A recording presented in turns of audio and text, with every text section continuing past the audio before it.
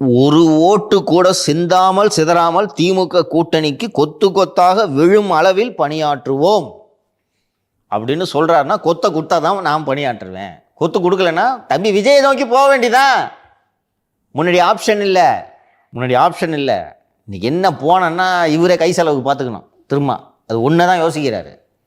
ஆனால் திருப்பி 6ன்னு சொன்னால் விஜய் கிட்ட போக மாட்டார்னு உங்களால் உறுதியாக சொல்ல முடியுமா? அவங்க எப்படி முடிவு பண்றாங்கன்னு தெரியல சார் நம்மளுக்கு. ஏன்னா சார் வெற்றின்றது போறதுக்கு என்னம்மா பிரச்சனை? வெற்றி அடையணும்ல சார். வெற்றி அடையது தாண்டி ஃபர்ஸ்ட் செலவுக்கு காசு வேணுமா? ஆமா, செலவுக்கு காசு வேணும். இப்போ அதிமுகவே செலவுக்கு காசு கொடுத்து நீ அங்கிட்டு போன அனுப்பிச்சு விட்டா? நீங்க இன்னொன்று இதுக்கு முன்னாடி இதெல்லாம் சொல்லியிருந்தீங்க. அதாவது விசிகாவோட ஒரு பெரும்பாலான சதவீத ஓட்டுகள் வந்து விஜய்க்கு போகுதுன்னு சொல்லியிருந்தீங்க. அப்படி இருக்கப்ப டிவிகேல உங்களை சேர்த்துப்பாங்கன்னு நீங்க நினைக்கிறீங்களா? டிவிக்கு யார் வந்தாலும் சேர்த்துக்கிற நிலைமையில தான் கடையை விரிச்சு வச்சுக்கிட்டு வியாபாரம் காலையிலேருந்து வாங்க வாங்க வாங்கன்னு கூப்பிட்டு இருக்காங்களேப்பா. எந்த கட்சியாவது தொடங்கினோடனே அதிகாரத்தில் பங்குன்னு சொல்லியிருக்காங்களா? எடுத்தவொடனே அதிகாரத்தில் பங்குன்னு சொன்னாங்களா? உன் பங்கு வேணான்ட்டுலப்பா எல்லாம் போகிறாங்க.